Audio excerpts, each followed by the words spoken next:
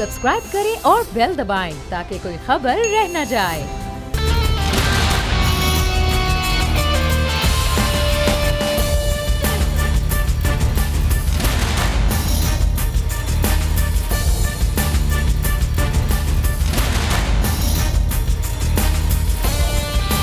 अस्सलामुअलैकुम। The special report with Mudassir Iqbal के साथ हाजिर खिदमत है। नाजरीन, इस वक्त धरना है उस दिन ब दिन गुजरता जा रहा है और अब ये भी खबरें सामने आ रही हैं कि 12 रबीउल अव्वल के दिन मौलाना फजल रहमान की जमात वहाँ पर मौजूद होगी। सीरत कॉन्फ्रेंस का इनेकाद इसी धरने में किया जाएगा, यानी ये धरना मज़ीद 3 दिन और चलता हुआ नज़र आ रहा है। लेकिन दूसरी जानिब इस वक्त परवेज़ इलाही पाकिस्तान मुस्लिम लीग क़ाफ के रहनुमा, उनकी 2 दिन के अंदर चौथी मुलाकात हुई है मौलाना फजल रहमान के साथ और अब मज़ाकराती कमेटी की जानिब से भी एक टास्क दे दिया गया, इख्तियार दे दिया गया है परवेज़ इलाही साहब को कि वो मौलाना फजल रहमान से बातचीत करें। राहबर कमेटी के अब इजलास जारी व सारी हैं, लेकिन इन मुलाकातों के, इन इजलास के, इन टास्क के नताइज क्या निकल रहे हैं, ये सवाल अहम है, क्योंकि इस्लामाबाद में इस वक्त मौसम सर्द और सख्त दोनों हो रहा है धरने के शुरका के लिए, और अगले आने वाले वक्त में ये धरना कितना लंबा हो सकता है। लेकिन इस सारे अमल के अंदर एक चीज़ अहम है और वो अहम है कि पाकिस्तान मुस्लिम नून जो सबसे बड़ी अपोजिशन की जमात है और पाकिस्तान पीपल्स पार्टी जो दूसरी बड़ी अपोजिशन की जमात है, इनका रोल क्या वाकई वो है जो वो बयानात की हद तक देते रहे, जो पार्लियामेंट में बात करते रहे, मौलाना फजल रहमान के धरने के लिए पूरी सपोर्ट करते रहे, क्या वो उस नहज पर, और मियां नवाज शरीफ का जो ख़त आया था उस ख़त के बाद से लेके अभी तक मियां नवाज शरीफ की जानिब से अपने बयानिए के लिए कोई बयान नहीं सामने आ पाया है। इस वक्त हमारे नुमाइंदे शहबाज अहमद भी मौजूद हैं जो इस वक्त मुलाकात हुई है मौलाना फजल रहमान के साथ, और शहजाद अली हमारे नुमाइंदे भी मौजूद हैं पार्लियामेंट से, उनसे भी सूरत हाल जानेंगे। नज़ीर लगारी साहब इस वक्त हमारे साथ मौजूद हैं, सीनियर सहाफ़ी तजज़िया एडिटर इन चीफ बोल। नज़ीर लगारी साहब, बड़ी गहमा गहमी इस्लामाबाद में एक तरफ तो रही अपोजिशन की, हुकूमत भी अब एक्टिव है, लेकिन दरमियानी रास्ते के लिए जो मौलाना फजल रहमान ने बात की है, परवेज़ इलाही स्पीकर पंजाब असम्बली इस वक्त एक्टिव हैं, दरमियानी रास्ता निकलता हुआ आपको अब नज़र आ रहा है कि सब के लिए सेफ पैसेज हो? मेरे ख्याल में चौधरी शुजात हुसैन और चौधरी परवेज़ इलाही क्राइसिस मैनेजमेंट में बहुत अहम किरदार अदा करते हैं। अगरचे 2 तजर्बात के बारे में बड़ी बातें भी की जा रही हैं कि जनाब इन्होंने पुल बनने की कोशिश की थी अकबर बुक्की साहब में और परवेज़ मुशर्रफ साहब में और भी 1-2 और वाक़यात हुए थे, लेकिन नताइज नतीजा खेज नहीं हुए थे। लाल मस्जिद का हवाला दिया जा रहा है। जी, लाल मस्जिद का भी हवाला दिया जा रहा है कि वहाँ भी उन्होंने मुज़ाकरात किए थे और उसके नताइज मुस्बत नहीं रहे थे। तो लेकिन ये मामला ऐसा है कि जिसमें मेरे ख़्याल में ये उससे कदरे मुख्तलफ है, और इस मरतबा परवेज़ इलाही साहब बड़ी हद तक एक काम कर रहे हैं। मेरे ख़्याल में एक क्राइसिस को, ये एक बहरान है मौजूद, उसको जो है ये सर्द करने के लिए अपनी कोशिशें कर रहे हैं।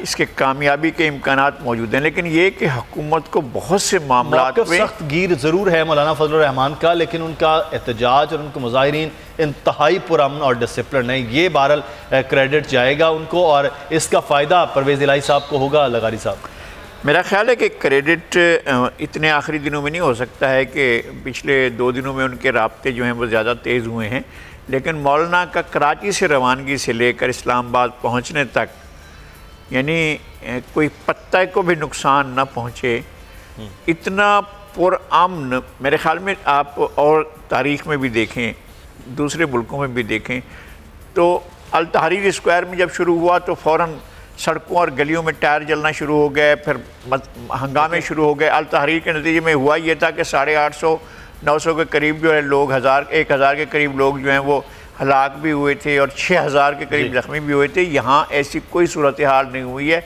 उन्होंने साबित किया है कि एक मुनज़्ज़म डिसिप्लिन एक मॉब है और बड़ी तादाद में है, और वो बहुत ही पुरअमन बैठा हुआ है। अगरचे मैंने अमलन कोशिश इसके बिल्कुल लगारी से मैं आपकी बात, इसके बिल्कुल बरक्स दूसरी जानिब देखा जाए तो हुकूमत को भी फिर ये क्रेडिट दिया जाए कि सड़कों पर रुकावटें नहीं हुई, उससे पहले वार्ड लेवल, ज़िले तहसील लेवल के मेंबरान की गिरफ्तारियां नहीं हुई, कि उसके बाद ये पूरा एक मॉब बनता और वो रिएक्ट होता।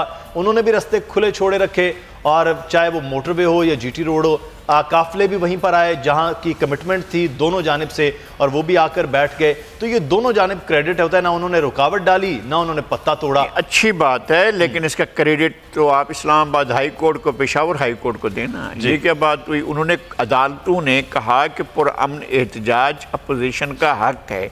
یہ تو نہیں چاہ رہے تھے کہ اپوزیشن اسلام آباد میں ہے.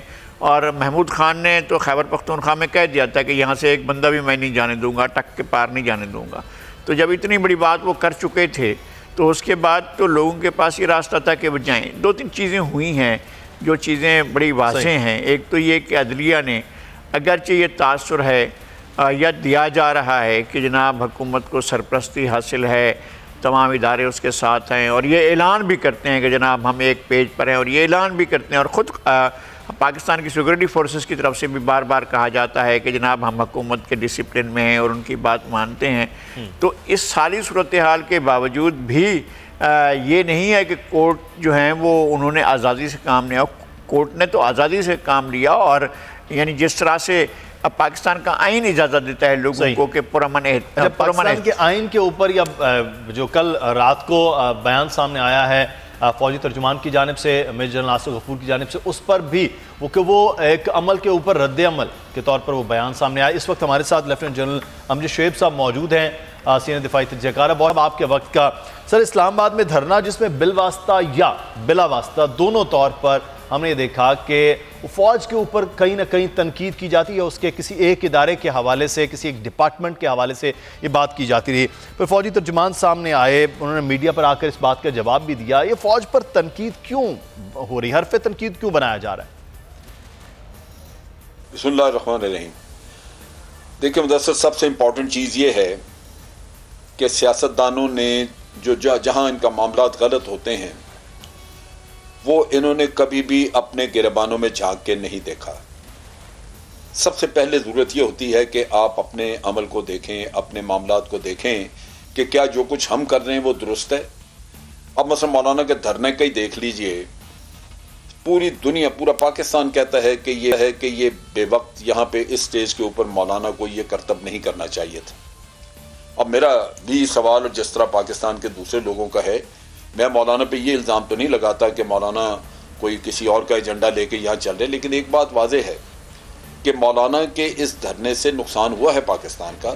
کیا باہر جو کچھ ہم کرنا چاہتے تھے کشمیر کے معاملے پہ، کشمیر کے حالات میں، خاص طور پہ نومبر کی 29 اور 30 کو، اکتوبر کی 29 اور 30 کو امریکن کانگریس میں ہیئرنگ تھی کشمیر کی.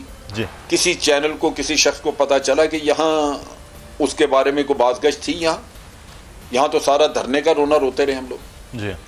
اور پھر آپ دیکھ لیجئے کہ دوسری پولیٹیکل پارٹیز کے اپنے اپنے مقاصد ہیں، ان کے دکھ علیحدہ ہیں، وہ اپنا رونا رو رہے ہیں اور یہ اپنے کام پہ لگے ہوئے ہیں. 9 سیٹوں کی ایک پارٹی، اس نے پورے پولیٹیکل سسٹم کو جناب یہاں پہ ہوسٹیج کر کے رکھا ہوا، تمام میڈیا اس کے پیچھے پھر رہا ہے. تو بات یہ ہے کہ میں بہت ساری چیزیں بتا سکتا ہوں کہ جب میں پولیٹیشنز کو، ان لوگوں کو جنہوں نے ہمارا ملک چلانا ہے، جو اس فیلڈ میں موجود ہیں، جو حکومتیں بناتے ہیں، انہوں نے کبھی نہیں دیکھا کہ کیا وہ کام اپنے درست کر رہے ہیں یا نہیں. وہ میرٹ کی بات ہو، وہ گورننس کی بات ہو، وہ عمران خان کی حکومت ہو یا کسی اور کی پہلے کی ہو، یا اکانومی کو مینج کرنے کا قصہ ہو، یا کرپشن کنٹرول کرنے کی بات ہو، یا لوگوں کے یہ جو ہم کہتے ہیں نیپوٹزم کے رشتہ داروں کو فٹ کرنا دائیں بائیں، یہ ساری چیزیں اس سوسائٹی میں اس طرح پھیلائی ہیں لوگوں نے. اپنے معاملات کو درست نہیں کرتے، ہمارے تمام ادارے ان ایفیشینٹ ہو چکے ہیں، ملک ٹھیک نہیں چل رہا. آپ کسی ایک پارٹی کو الزام نہیں دے سکتے. لہذا درست اپنی سمت کو درست کرنے کی ضرورت ہے. اب اگر مولانا کو یہ شکایت ہے کہ وہ الیکشن میں وہ سمجھتے ہیں کہ وہ تو اس میں تو ان کی پارٹی کی سیٹیں تقریباً اتنی آتی ہیں، جو تبدیلی نظر آتی ہے وہ مولانا کی اپنی سیٹ ہے. پروگرام سے مدثر اقبال کو اجازت دیجیے. اللہ حافظ.